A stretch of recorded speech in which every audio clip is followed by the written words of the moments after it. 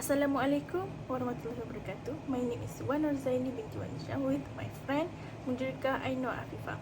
Today we are presenting sustainable product design and life cycle value integration for Unilever. Okay, first of all, introduction. For company background, Unilever PLC is one of the world's largest FMCG companies. Okay, headquartered in London, United Kingdom, founded in 1929, it operates in over 190 countries with 400 plus brands, including Dove, Hellmann's, Knorr, and Sansa. In FY 2024, Unilever reported a turnover approximately 60 billion and employs around 1 to 8,000 people across 300 plus manufacturing sites.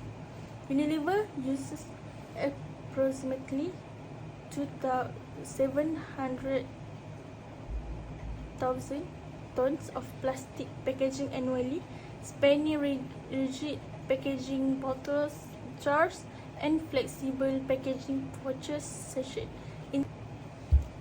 In 2017, it became one of the first FMCG companies to sign the Ellen MacArthur Foundation's Global Commitment for Plastic Circularity.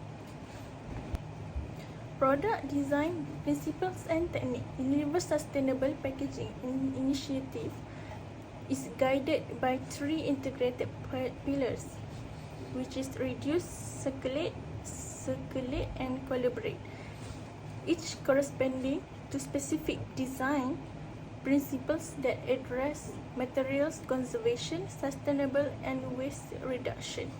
Okay, for reduce, lightweighting and PCR integration, engineering packaging with minimum material mass while maintaining structural integrity. By 2025, Unilever achieved a 29% reduction in virgin plastic use 2019 to 2025 and incorporated to 25% recycled plastic across its entire portfolio. Dove and Hellmann's now use 100% of PCR bottles. Second, circulate.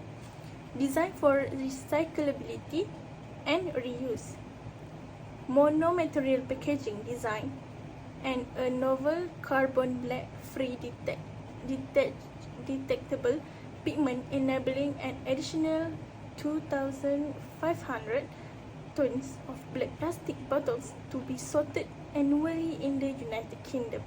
The Dove reusable bottle and concentrate refill system delivers 50% less plastic after 2 to 4 refills and 21% fewer GHG emissions from manufacturing. Next is collaborate, system thinking and LCA.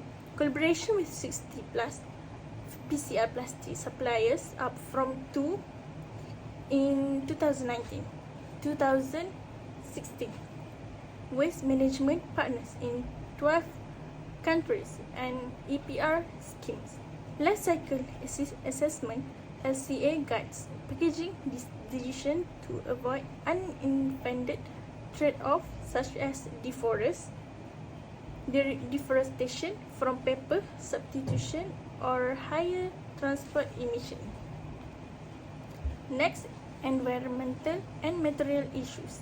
Despite the significant progress, Unilever continues to face critical environmental and material challenges across its global packaging portfolio. First, plastic sachet pollution. 89 billion sachets sold annually. Multi-layer construction, PE, nylon, aluminium is virtually unrecyclable. In Indonesia, sachet waste constitutes 16% of plastic waste. Unilever is identified by Greenpeace as the world's largest largest corporate station seller. Next, flexible packaging recyclability gap. Only 15% of flexible plastic packaging is reusable, recyclable, or compostable, compared to 75% for rigid packaging, multi-polymer layers, food contamination, and low weight prevent effective sorting and material recovery facilities. Third, version plastic dependency and missed target. Original pledge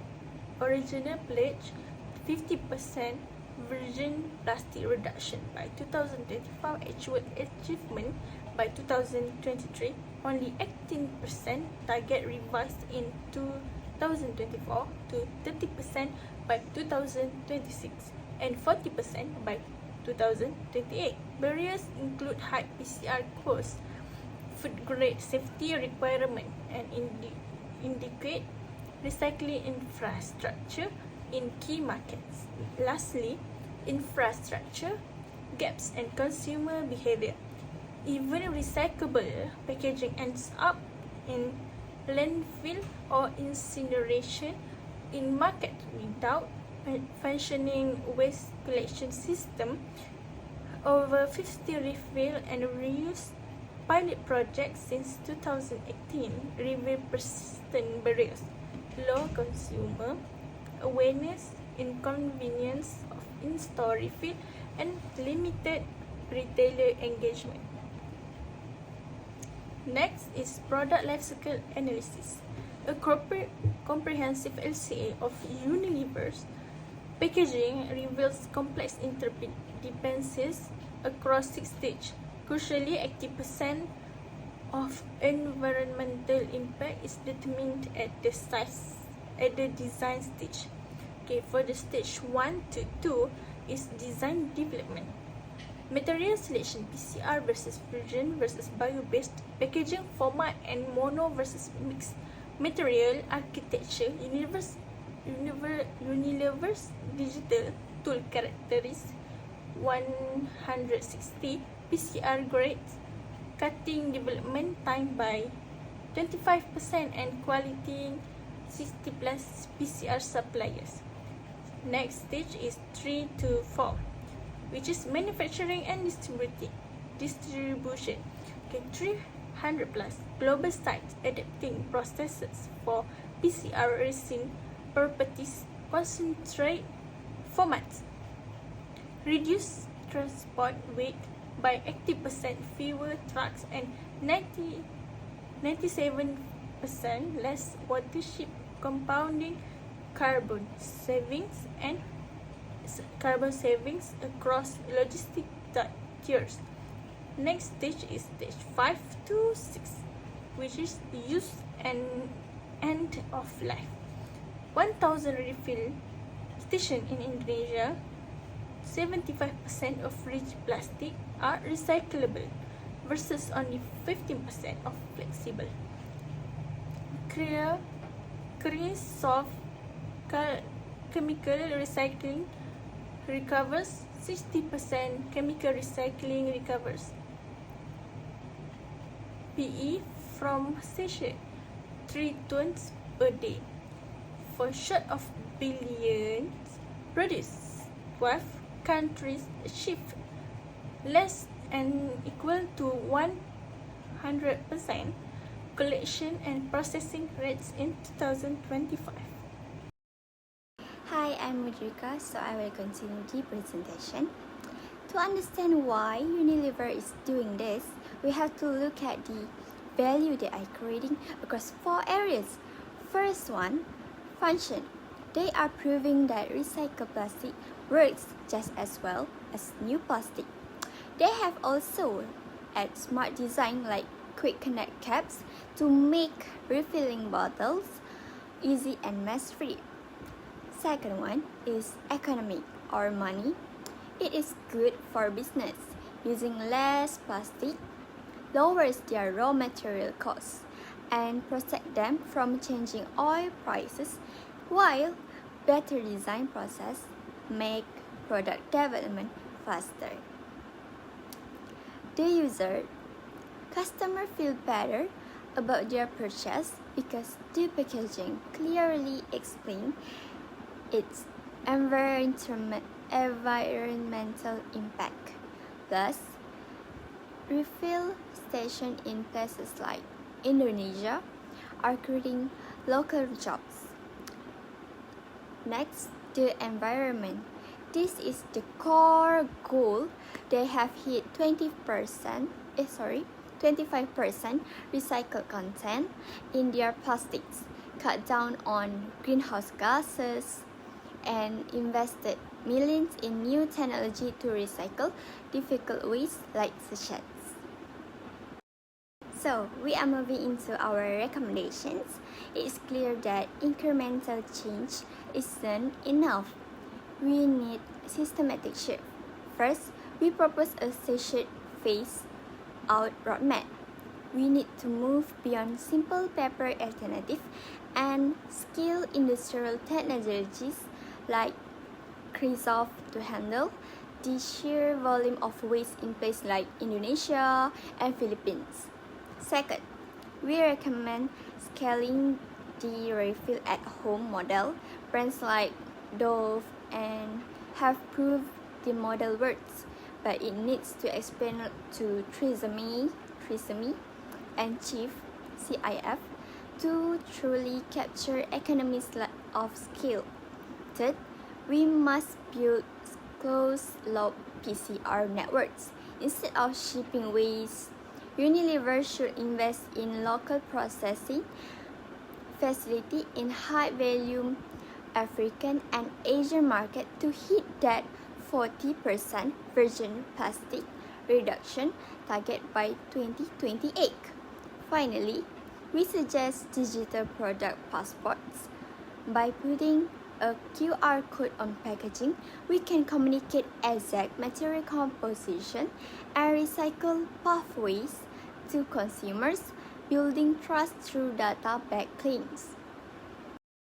Reflecting on Unilever case study, we have to admit that sustainability is rarely simple.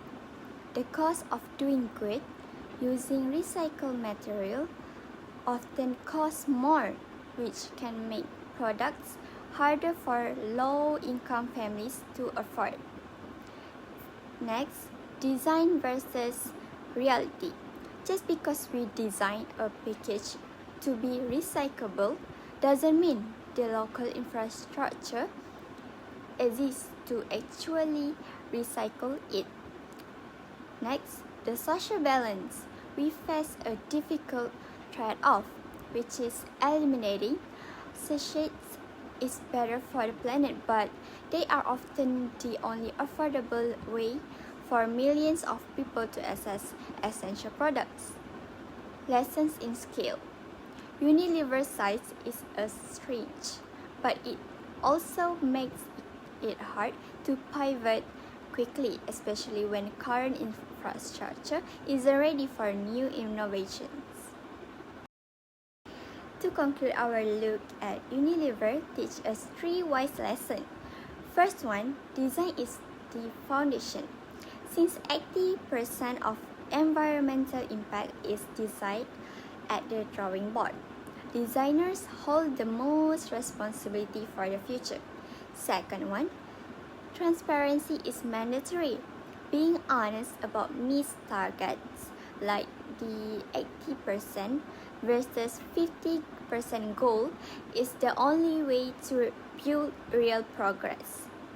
Value is more than money.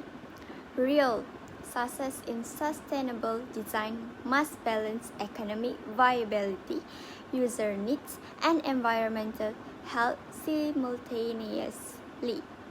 True, sustainability is not just about changing a material, it is about changing the entire system. That's all from me and Wan Zayani. Thank you.